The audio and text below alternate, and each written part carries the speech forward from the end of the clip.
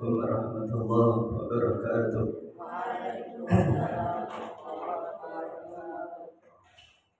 Alhamdulillah, Alhamdulillah, alladzi an'amana bi ni'matil iman wal Islam. Wassalatu wassalam ala nabiyyina wa habibina wa rasulina Muhammadin sallallahu alaihi wasallam wa ala alihi wa ashabihi radhiyallahu anhum ajma'in.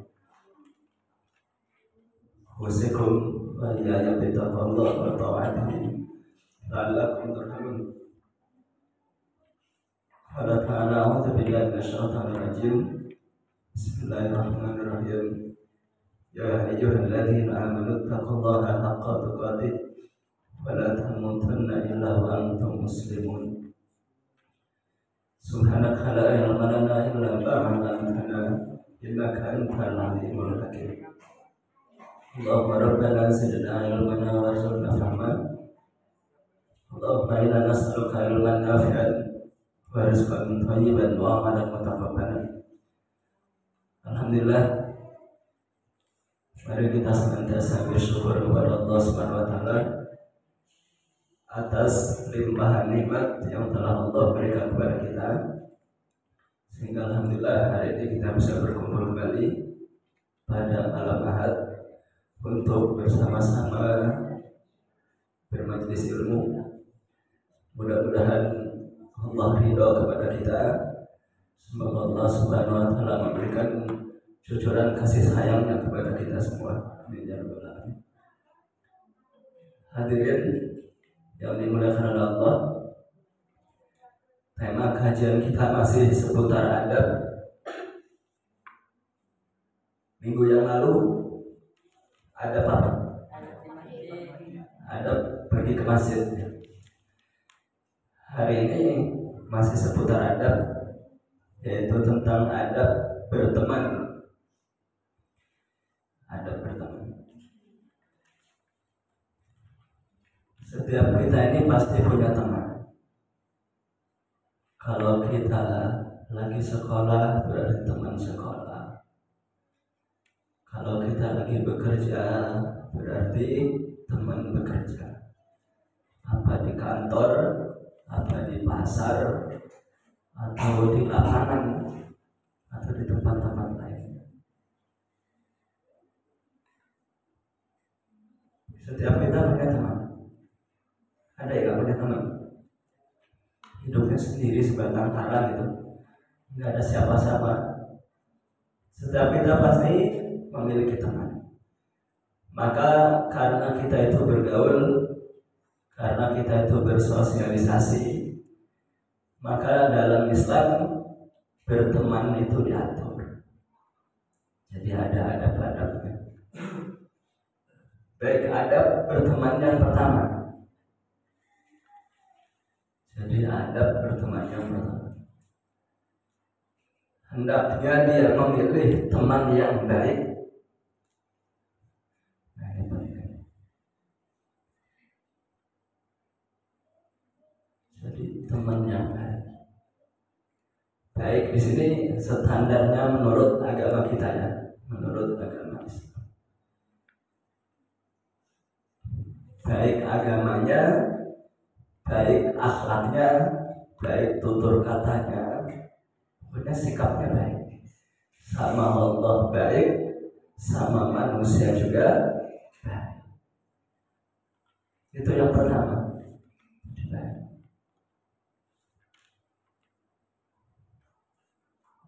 Allah berfirman dalam surat Al-Kahfi ayat 28. Sering kita baca setiap malam Jumat, surat Al-Kahfi ayat 28. Allah berfirman, wasbir nafsaka ma'al ladzina yad'una rabbahum bil ghadati wal 'ashiyyi yuriduna wajha. Jadi kata Allah, bersabarlah kamu bersama orang-orang yang menyeru Tuhannya, bersama orang-orang yang taat kepada Tuhannya. baik itu di pagi hari atau di waktu petang atau senja, dengan mengharap ridho Allah, dengan mengharap wajah Allah. Jadi ini perintah kita itu harus bersama-sama dengan orang-orang yang menyeru kepada Allah, harus bergaul dengan orang yang taat kepada Allah, baik sama Allah, baik sama manusia. Dan diperintahkan untuk sabar. Nah, ini penting. Jadi adab yang kedua adalah sabar. Ketika kita berteman dengan orang baik itu harus sabar. Karena melakukan kebaikan itu berat. Ya kan? Kita di pondok ini sholat tahajud, dibangunkan jam 4, lagi enak-enaknya tidur, lagi dingin-dinginnya udara, maka kita harus bersabar bersama orang-orang yang taat kepada Allah.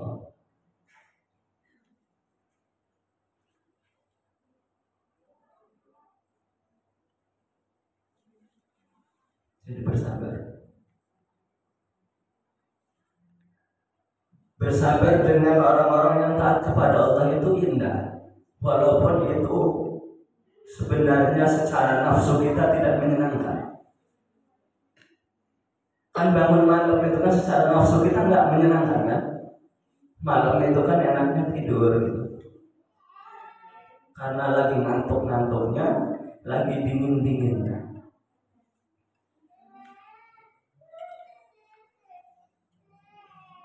Maka harus bersahabat dengan orang yang taat kepada Tuhannya, taat kepada Allah. Ini adab terhadap teman. Dan ketika kita itu bergaul atau berteman dengan orang-orang yang taat, maka kita juga ikut taat. Kalau kita bergaul dengan orang-orang baik, maka kita juga akan menjadi orang yang baik. Karena dalam hadis disebutkannya, kata Nabi, mazhalul jalisis shalih wal jalisis su' kama thali sahibil misk wa kiril haddad.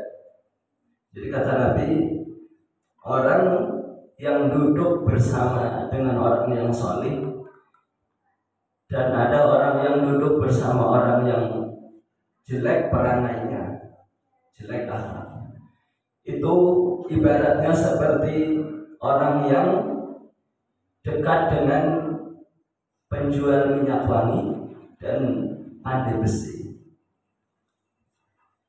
Jadi kalau kita itu dekat dengan penjual minyak wangi, maka minimal kita itu bisa menghirup aroma wanginya. Apalagi kalau kita sampai mendekatinya, kemudian membelinya atau mencobanya, maka kita akan wangi. Tapi kalau kita itu dekat dengan orang pandai besi, minimal kita itu terkena asapnya. Atau pandai besi ya, itu kan untuk melebur besi itu kan harus 1000 derajat. Jadi besi itu bisa meleleh itu dengan panas 1000 derajat. Kalau air itu kan mendidihnya 100 derajat ya. Itu panas, hawanya panas, asapnya juga luar biasa panas. Maka kalau ada orang yang dekat dengan pandai besi, dia terkena aroma panasnya. Kalau lebih dekat lagi dia, maka dia akan kena percikan apinya, dan itu akan melukai. Nah begitulah kata Nabi. Jadi kita itu kalau dekat dengan orang yang tidak baik perangainya, itu akan membahayakan kita. Sebagaimana kita dekat dengan pandai besi. yang mana apinya akan membakar kita. Maka ini penting. Jadi ada pertama, kita harus memilih teman yang baik, baik kepada Allah, sifatnya baik kepada Allah, dan dia baik kepada sesama manusia. Dan harus bersabar dalam bergaul dengan orang-orang yang baik.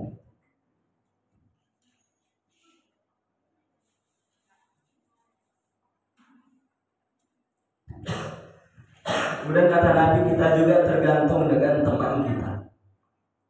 Kita itu akan terbentuk sifatnya, itu penyebabnya karena dengan siapa kita bergaul. Orang itu ada yang sifatnya kasar, ada yang sifatnya dikit-dikit pukul, mukul, pokoknya luar biasa. Nggak ada apa-apa, kasar, tutur katanya kasar.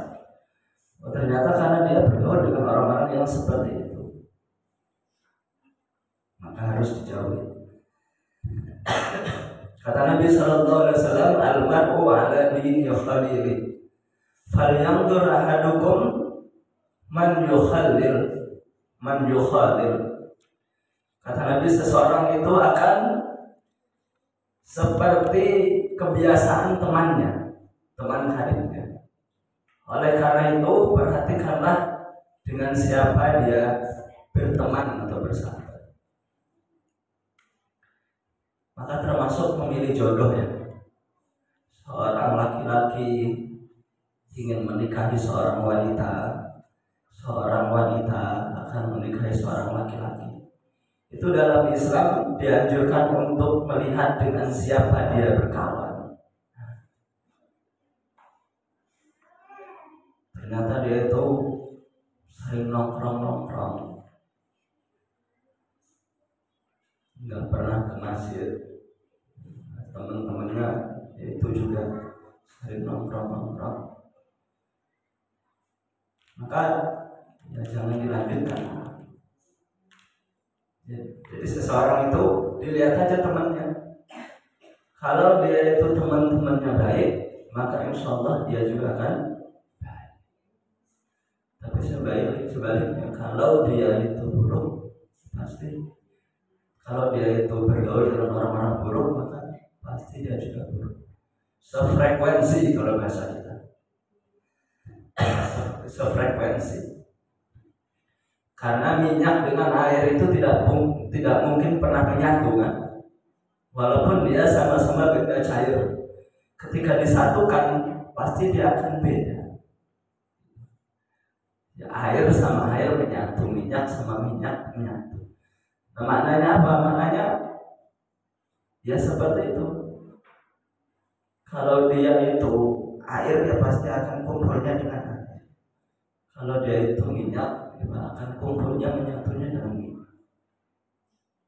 Paham analogi ini? Ya.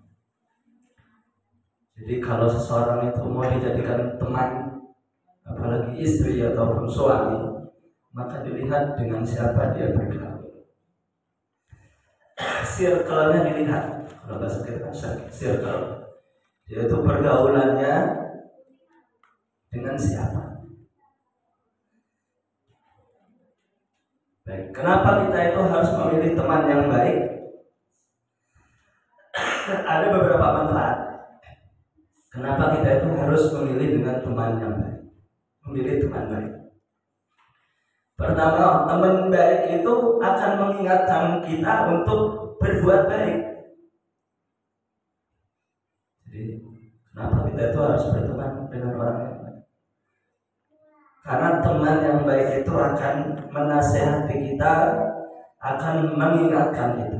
Jadi kalau antum punya teman, dia selalu memberi nasihat kita, dia selalu menegur kita, maka jangan biarkan dia pergi. Itu teman yang mahal.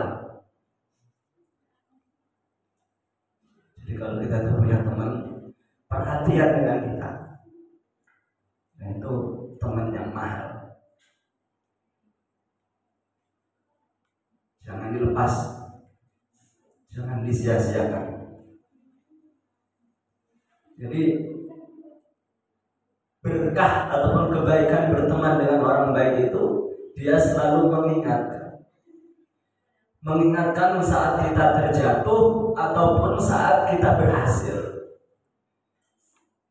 Jadi selalu mengingatkan, karena orang itu kadang mengingatkan itu ketika seseorang itu terjatuh saja. Begitu teman kita itu berhasil nggak diingatkan, padahal dua-duanya adalah ujian, gitu kan? Ada teman kita itu usahanya gagal terus, kita nasihati, tapi begitu dia sukses nggak dinasihati. Padahal dua-duanya adalah ujian untuknya. Ya, kalau kita teman yang baik, kalau ada teman kita itu gagal, ya kita nasihati, kita kuatkan, diberi semangat, kita doakan. Begitupun kalau teman kita berhasil, kita juga tetap menasihati. Jangan sampai dia itu seperti Firaun, jangan sampai dia itu seperti Qarun. Jadi tetap kita nasihati. Nah, itu teman yang baik. Nah, itu namanya sahabat sampai surga. Sahabat sampai ke surga. Nah, kita itu mencari sahabat itu yang seperti itu. Sahabat yang mau diajak dan mau mengajak kita ke surga. Apalagi masalah pasangan hidup. Istri kepada suami, suami kepada istri. Itu kalau mencari suami yang mengajak istrinya ke surga. Kalau mencari istri, sama, mengajak istrinya itu yang mengajak suaminya ke surga. Dengan cara tadi. Maka ini penting. Jadi berteman, bergaul, ada pada circle yang baik, itu penting. Kemudian kenapa kita itu penting bergaul dengan orang yang baik? Karena orang yang itu orang yang baik itu akan mendoakan kita. Baik itu kita ketahui doanya ataupun tidak kita ketahui. Ada orang itu yang mendoakan di depan kita, tapi ada orang itu yang mendoakan di belakang kita. Kita itu tidak tahu didoakan kebaikan oleh sahabat kita. Itu kalau ada teman yang mendoakan, itu berharga. Jangan sampai kita sia-siakan. Jadi kalau kita punya sahabat yang baik, maka dia pasti akan mendoakan. Minimal ketika ketemu mengucapkan salam, assalamualaikum warahmatullahi wabarakatuh. Semoga keselamatan atas antum dan semoga Allah senantiasa memberikan kasih sayangnya dan keberkahannya. Masya Allah. Jadi mendoakan. Ketika kita bersin, yang bersin kita mengucapkan alhamdulillah. Kemudian teman kita di samping kita mendoakan. Apa doanya? Yarhamukallah. Semoga Allah memberikan rahmat kepadamu, memberikan kasih sayang kepadamu. Nah, ini itu berteman dengan orang yang baik itu seperti itu. Berteman dengan orang yang saleh. Jelas ya? Maka kita itu bersyukur kita berada di tempat yang baik, insya Allah. Kita tidak mengaku kita itu baik, paling baik, tapi insya Allah kita ikhtiar menjadi orang yang baik. Nah, ikhtiar kita itu ya dengan cara kita mondok, kita hadir di majelis ilmu, kita dekat dengan masjid dan seterusnya. Tapi bukan berarti kita juga menjauhi orang-orang yang tidak baik, tetap mereka kita pergauli, tapi jangan sering-sering, ya. Jadi sama orang yang buruk, yang kurang baik perangainya, jangan kita musuhi. Tetap kita bergaul dengan mereka dengan yang baik. Jangan kita merasa eksklusif, kita merasa sok suci, jangan. Tetap kita bertegur sapa, ngobrol dengan dia, walaupun cara ngobrolnya, cara ngomongnya beda. Ya dia dengan cara dia, kita dengan cara kita. Ya, tetap kita bergaul dengan, tapi jangan sering-sering. Karena ketika seorang itu bergaul dengan orang yang buruk, kalau sering-sering itu akan menular. Karena dikatakan su'ul khuluqi yu'di. Kelakuan yang buruk, akhlak yang buruk itu cepat nular. Nah, itu kata para ulama. Su'ul khuluqi yu'di. Akhlak yang buruk itu cepat nular. Maka harus jangan sering-sering.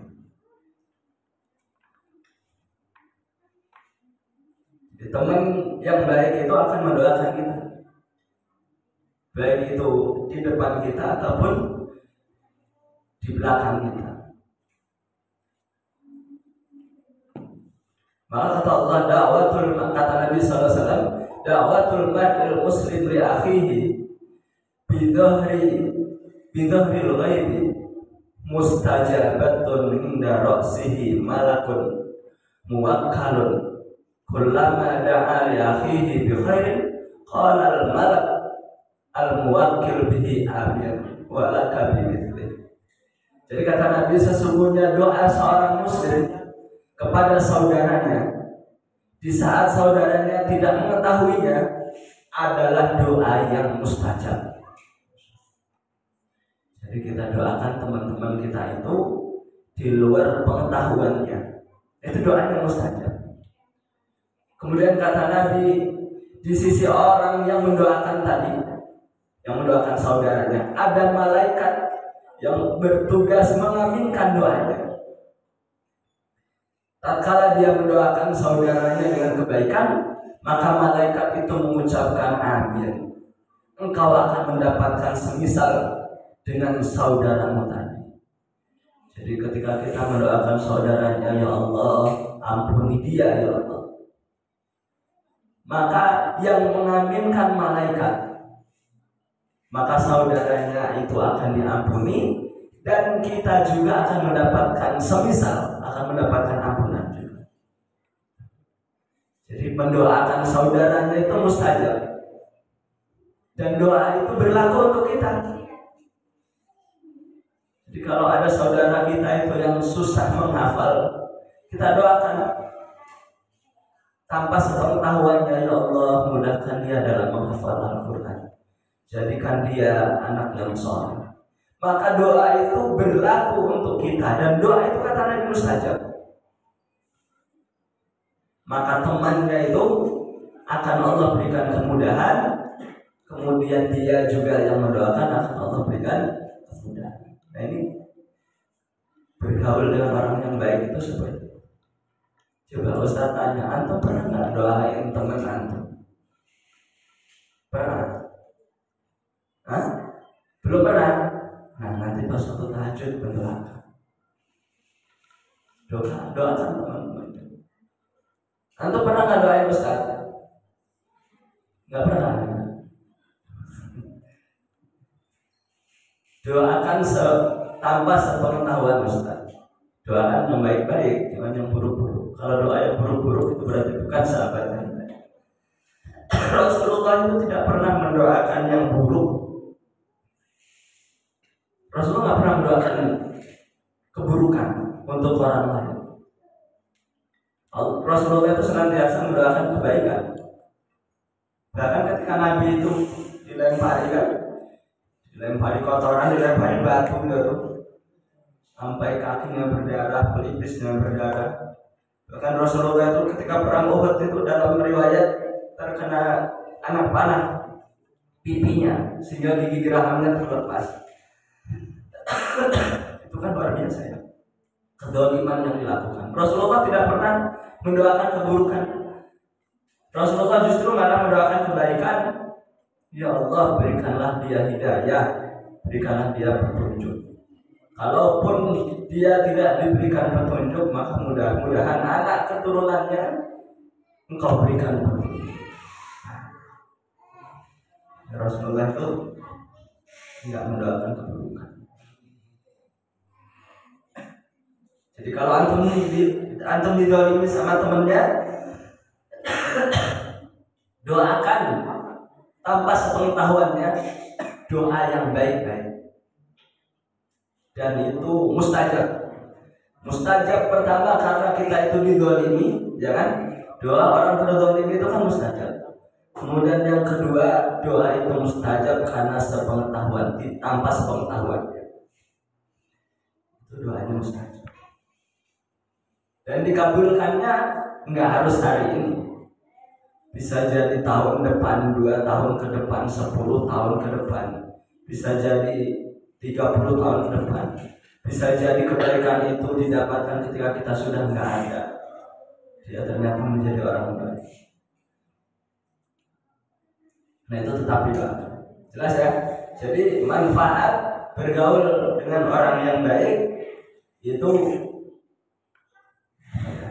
ya tadi mendoakan, kemudian dia senantiasa menasihati kita. Kemudian berikutnya ada berteman. Hendaknya seseorang itu berteman karena Allah, mencintai dan membenci karena Allah. Ini penting. Saya itu berteman dengan dia itu karena Allah, bukan karena hartanya. Nah ini penting.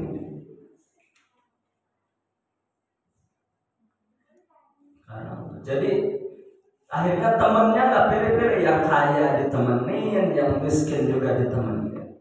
Karena Allah. Jelas ya? Yang ganteng ditemenin, yang jelek ditemenin. Karena bertemannya karena Allah, bukan karena kepentingan dunia.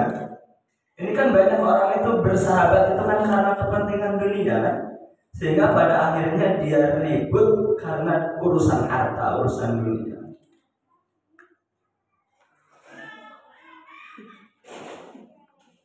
Jadi hendaknya seseorang itu berteman karena Allah. Dia mencintai, dia sayang dengan sahabatnya itu karena Allah. Jadi bukan karena kepintarannya, bukan karena hartanya, bukan karena kedudukannya, bukan karena kehormatan. Rasulullah itu pernah berdakwah. Itu dakwahnya karena pejabat-pejabat waktu itu. Kemudian datanglah Umi Maktum kan. Umi Maktum itu miskin, kemudian buta. Sehingga pada akhirnya Umi Maktum itu diabaikan oleh Nabi.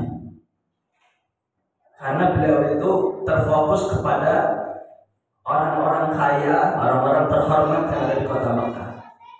Sehingga pada akhirnya Allah turunkan surat Abasa wa tawalla an ja'al a'ma wa ma yudrika la'allahu yas'a. Abasa wa tawalla itu maknanya dia Rasulullah itu bermuka masam dan berpaling dari Umi Maktum yang dia itu waktu itu mendekati Nabi mau bertanya sesuatu. Dan Umi Maktum itu buta, kemudian beliau itu sahabat yang miskin. Sehingga karena Rasulullah itu sedang ngomong ataupun mendakwahi, bertemu dengan pembesar-pembesar Mekah pada waktu itu, pejabat-pejabat di kota Mekah. Sehingga pada akhirnya diabaikan, sehingga langsung ditegur oleh Allah. Langsung ditegur oleh Allah. Ada sahabat. Anja Abul A'ma, ketika datang kepadanya pada Muhammad A'ma, buta. Maka kita itu kalau berteman itu karena Allah, bukan karena jabatan. Kalau kita mendakwahi orang itu bukan karena kita itu pengen hartanya, naudzubillah. Jangan. Antum nanti jadi ustadz, jadi dai, dakwahnya di tempat orang-orang kaya saja. Giliran di pedesaan, giliran orang yang nggak punya undang nggak mau datang. Naudzubillah. Itu namanya ulama sok, ulama buruk, ulama jahat yang hatinya hanya dipenuhi dengan dunia saja. Jelas ya? Jadi kita bersahabat, berteman itu karena Allah. bukan karena kedudukan, harta dan seterusnya. Sehingga pada akhirnya semua kita dekati, kita temani.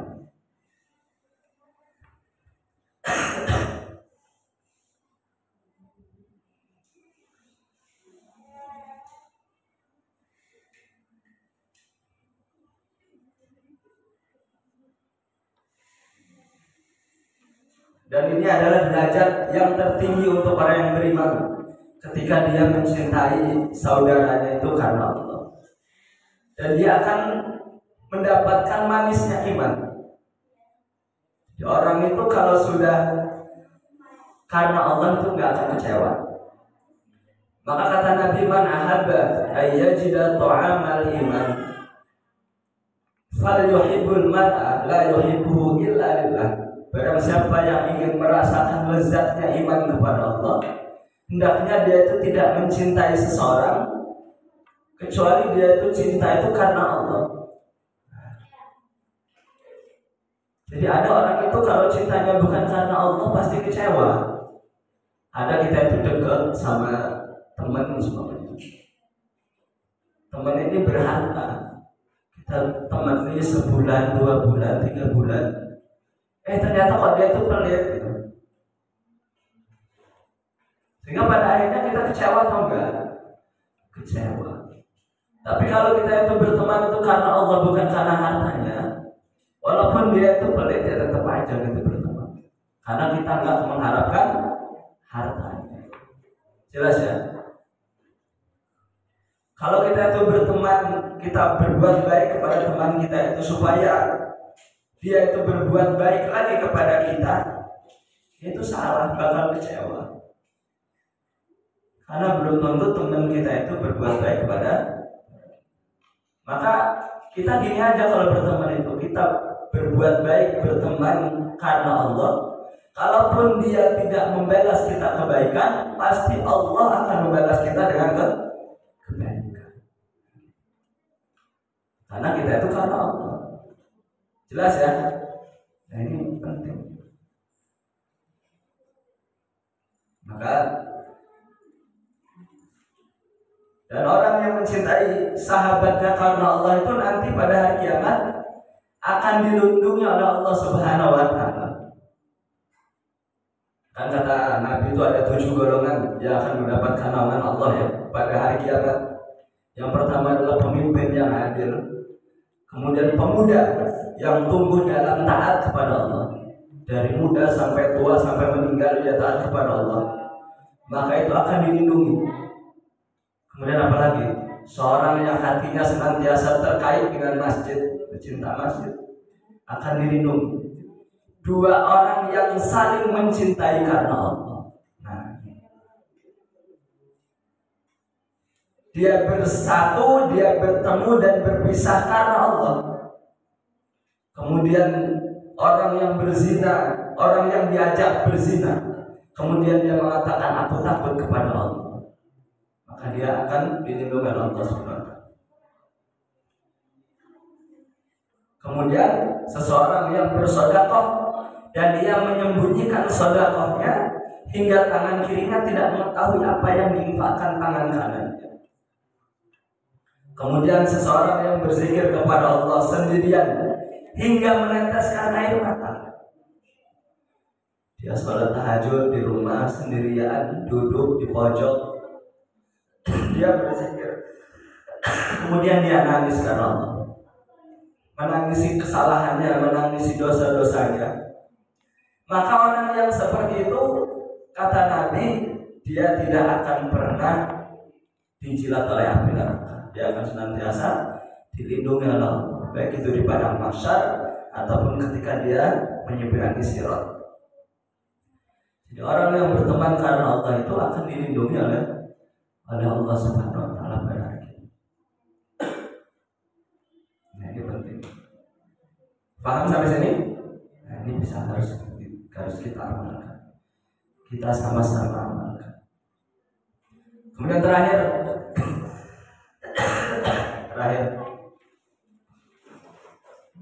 tulis surat Al-Hujurat ayat 11. Ini adab berteman. Adab berteman terakhir adalah di dalam surat Al-Hujurat ayat 11.